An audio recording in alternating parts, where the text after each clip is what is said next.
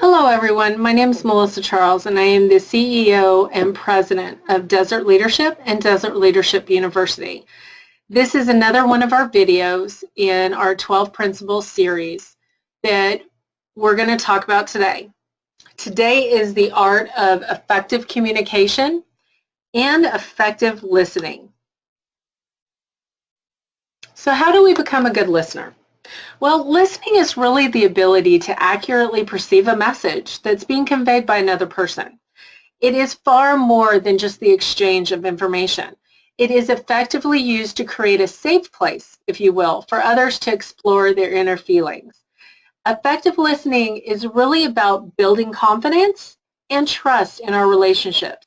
So if you think about it, we have relationships in our workplace and we have relationships at home.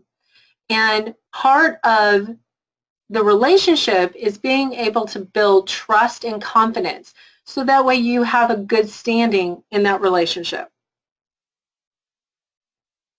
There are three keys, three essentials that I believe a good listener should have.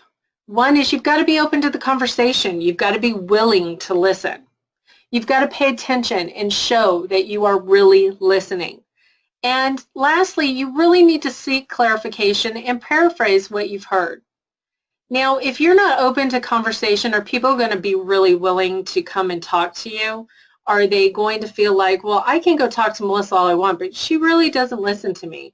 You know, most of the time she's just down here typing on her keyboard, looking at her screen.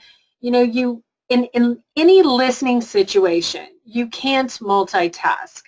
The best thing to always do is to make sure that you've got that eye-to-eye contact. Stop what you're doing. If what you're doing is so important, ask that person either to wait a few minutes or can you come back in 5 minutes? I really have got this proposal. I've got this letter I've got to write. I need to get it done. You've got to pay attention and show you're really listening. Again, the eye-to-eye contact is huge. If you guys do that, I'm telling you, that is going to increase your effective listening tenfold. So let's go ahead and ask you, how good of a listener are you? Rate yourself 1 to 10, 10 being excellent, 1 being poor. And I'm going to give you just a moment to do that.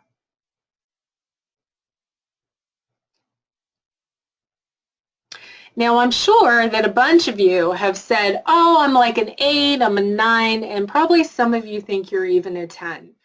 And I'm willing to bet that if we did an exercise on your listening ability, that you guys would actually find, wow, that you're really not.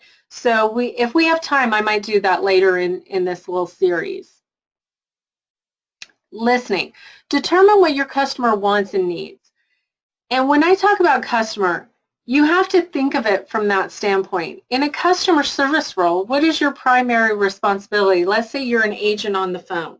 What's your primary responsibility? One, you've got to give good customer service to the person you're speaking to. And two, you need to be able to handle what they're calling about, right? So if they're calling with a bunch of problems, you've got to be able to handle that. So really you have to think about it that way in your working relationships and your personal relationships. You need to figure out what that other person really needs and wants from you. You've got to prevent the misunderstandings and errors. And if you're actively listening, you're paying attention, you're seeking that clarification, you're not going to have those misunderstandings because anything that you're not hearing or you're not understanding what you're hearing, you're going to be able to ask those questions to find out more. You got to gather those clues about ways to improve the service you're providing. And, you know, even if you're not talking on the phone or face-to-face with a customer, how can you improve upon the work that you do and the work within your company by being a better you, by building those skills, by building the ability to be able to communicate well with other people? You've got to build long-term relationships. So if you think about this, communication is just a form of another building block, if you will, in building those long-term relationships. Because if people really feel they can talk to you, then of course they're going to feel safe with you. They're going to feel like, wow, we're building trust. I can trust Melissa when I go to her with this situation or I go to her with that situation. I'm going to know Melissa's going to be there for me and she's going to give the very best to me. Do you guys know the difference between sympathy and empathy? And I know we can see it on the screen, but really what you have to think about is sympathy is really where you're identifying and even taking on that person's emotional being, emotional state. Where empathy is that you can acknowledge and you can understand their emotional state they're in, but you're not getting your emotions involved. So if you've got someone crying and you're very sympathetic to that, what's going to happen? 10 to 1, you're going to cry too. Where if you have empathy, you totally feel and can understand what they're feeling, what their state of mind is. But you're not going to be a ball of tears with them because you're going to be able to kind of just acknowledge it and figure out a win-win way to help them solve their problem. Huge one. Don't take it personally. Whether it's personally or professionally, you've got to remember, don't be defensive when somebody's trying to communicate with you.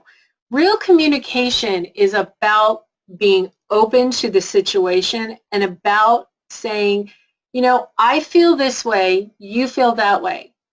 But here's what we're going to do. We're going to put aside how I feel, put aside how you feel, and we're going to be here and we're going to listen to each other communicate. And I'm not going to take personally whatever you have to say. But you also have to remember, when you're communicating, there's no need to throw daggers at each other. You really have to be objective with the information you're providing. You really need to make sure that even if you are talking to somebody that you absolutely just can't stand, that you have to be able to articulate what you're feeling, what you're trying to get across to them in an effective way that will not be trying to chop them up, cut them down, however you want to look at that. Some good tools to use in this situation is you want to slow down. There's no need to go 90 miles an hour. Slow down. Listen carefully to what they're saying, and hopefully they will be listening carefully to what you're saying. Sometimes you need to take those notes. Jot down some things so that way if there is something somebody's saying to you that you're not quite understanding, you're going to know, oh, wait, okay, on this topic, you were saying this. Can you give me a little more clarification as to what you're really looking for or what you mean? As you see on the screen, ask clarifying questions. Always want to ask those open-ended questions. Don't ask questions that are just going to get a yes or no answer.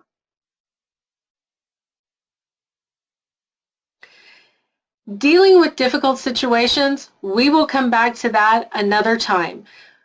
What I'd like to go ahead and tell you guys today is that we are definitely going to be adding more and more videos for you to watch on a variety of topics.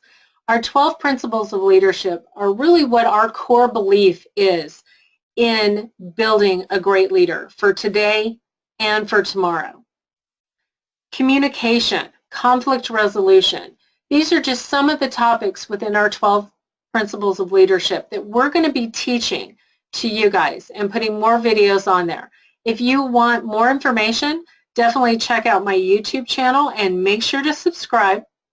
Also, you can go to www.desertleadership.com and www.desertleadershipuniversity.com. Thanks so much, and I'll see you again soon.